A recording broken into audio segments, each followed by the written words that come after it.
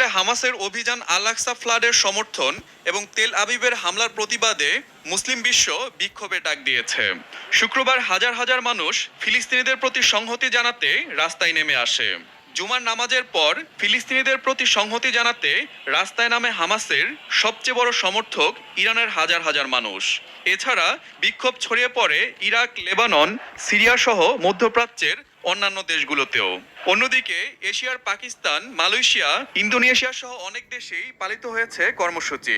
অনেক জায়গায় পুলিশের বাধায় তৈরি হয় উত্তেজনাকর পরিস্থিতি।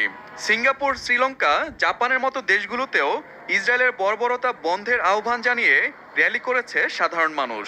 সীমান্ত পাড়ি দিয়ে ফিলিস্তিনে ঢোকার চেষ্টা চালালে পুলিশের সাথে ব্যাপক সংঘর্ষ হয় জর্ডানের নাগরিকদের।